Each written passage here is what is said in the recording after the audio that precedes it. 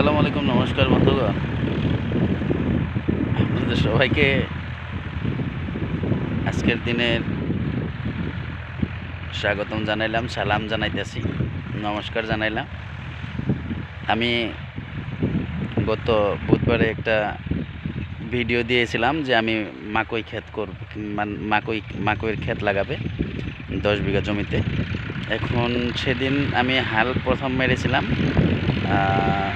কিছু কিছু জঙ্গল ছিল তাই মানে রটার মেরেছিলাম। আজকে কিন্তু আমি দুইটা ফাল মানে ট্র্যাক্টরের ফাল নাঙ্গল যেগুলো আছে সেই ফাল দিয়ে 2 চাষ করে মারতেছি।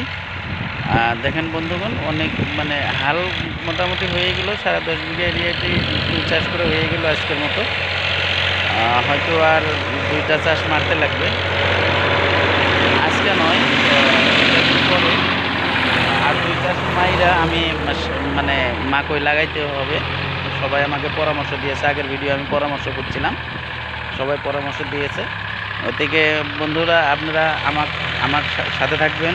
আর সবাই শিক্ষিত বন্ধুদেরকে আমি একটা অনুরোধ জানাই যে আপনারাও মানে বসে থাকবেন না ভাই। বসে থেকে খাইলে আপনি খাইতে পারবেন, বসে থেকে যদি খান আপনি খাইতে পারবেন, কিন্তু ভাই শারীরিকভাবে আপনি সুস্থতা পাবেন না। আপনি যদি কর্ম করেন, ক্ষেত খামারের কাজ করেন, শিক্ষিত হইলে তো ক্ষেত খামারের কাজ করাটা অনেক মানে ভালো, মানে সব বস্তু নিজের আইডিয়ায় হতে পারে। তো শরম লজ্জা ভাই ছেড়ে দেন, ছেড়ে দিয়ে ক্ষেত খামারের কাজে লাইগা যান। সবাইকে আমি এই আহ্বানটা জানাই।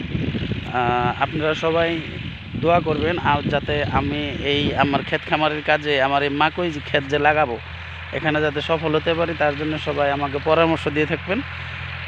যেহেতু আমি মাকই ক্ষেত আমি প্রথম করতেছি, আগে করিনি, এটা আমি প্রথম করতেছি। সবাই আমাকে বলছে ধান ক্ষেত করো, তুমি ধান ক্ষেত করলে আগে, তারপরে আবার সর্ষের ক্ষেতও করছো, মাকই ক্ষেতটা লাগাই দেখো। এই মাকই ক্ষেতে অনেক লাভ আছে, প্রচুর লাভ যদি করতে পারো ভালোভাবে। তো সবার পরামর্শ শিরোগত করে আমি এবার মাকই ক্ষেত করার জন্য মানে শুধু 10 বিঘা জমি নিয়েছি। 10 বিঘা জমিতে আমি প্রথম মাকই ক্ষেত লাগাবো। যদি বন্ধুগণ আপনাদের যদি মানে পরামর্শ মতে চলে, আমি যদি এই ক্ষেত্রে সাকসেস হতে পারি, তাহলে আগামী বছর আমি 100 বিঘা করবো ইনশাআল্লাহ। দোয়া করবেন সবাই। আসসালামু আলাইকুম।